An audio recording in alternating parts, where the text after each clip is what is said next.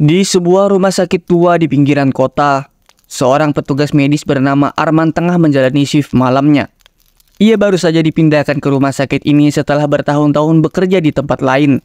Rumah sakit itu terkenal dengan kisah-kisah horor yang beredar di antara para staf. Namun Arman tidak pernah mempercayai cerita-cerita semacam itu. Baginya, rumah sakit hanyalah tempat bekerja seperti biasa.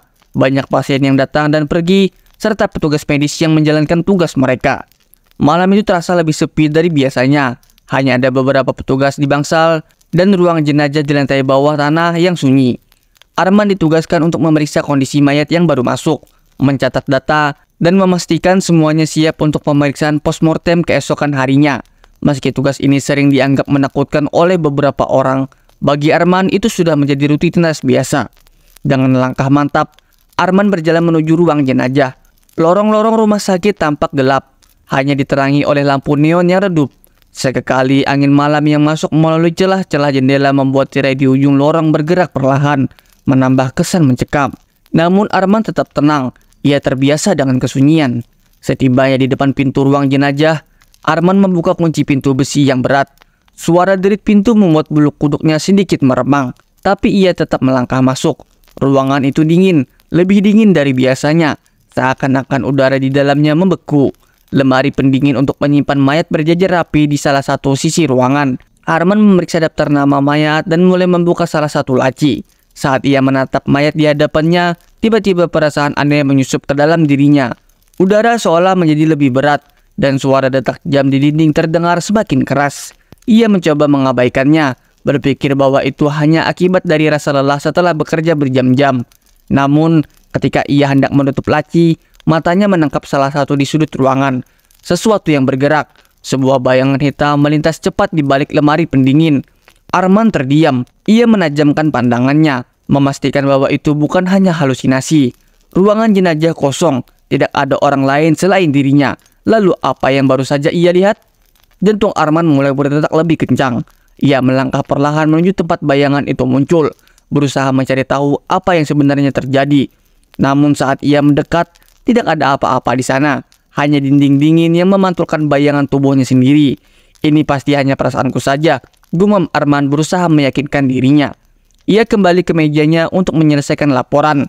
Namun pikiran tentang bayangan itu terus menghantui benaknya. Setiap kali ia mencoba menulis, telinganya menangkap suara aneh, seperti suara langkah kaki halus atau napas yang terengah-engah dari sudut ruangan. Sekali lagi, ia menghentikan pekerjaannya untuk mengamati sekeliling. Tapi ruangan itu masih kosong, tidak ada apa-apa. Tiba-tiba, lampu ruangan berkedap-kedip, seolah-olah listrik di tempat itu tidak stabil. Dalam sekejap, suasana menjadi mencekam.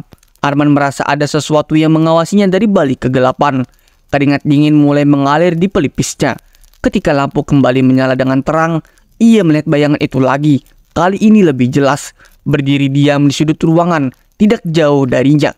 Bayangan itu tampak seperti sosok manusia, tapi tidak memiliki detail yang jelas. Hitam pekat, tanpa wajah, tanpa ciri-ciri yang bisa dikenali. Hanya seonggok kegelapan yang berdiri tegak, menatap Arman tanpa suara. Tubuh Arman membeku, napasnya tercekat dan tangannya gemetar. "Siapa di sana?" tanyanya dengan suara gemetar, meski ia tidak tahu akan ada jawaban. Bayangan itu bergerak pelan, mendekat ke arahnya. Setiap langkah yang diambil bayangan itu membuat udara di ruangan itu semakin dingin. Seakan-akan semua kehangatan dihisap keluar. Arman mundur perlahan, tubuhnya mulai melemas. Ia tidak tahu apa yang ia harus lakukan, antara melarikan diri atau tetap berdiam diri di tempat. Ketika bayangan itu hampir sampai di hadapannya, pintu ruangan jenazah tiba-tiba terbuka dengan keras. Salah satu rekan Arman, seorang perawat, masuk dengan wajah khawatir. "Arman, kamu baik-baik saja?" tanya perawat itu, membuat Arman tersentak. Ia berbalik dan melihat perawat itu berdiri di pintu. Ketika Arman kembali menoleh ke arah bayangan tadi, sosok itu sudah menghilang. Ruang jenazah kembali sunyi, seperti tidak ada yang terjadi.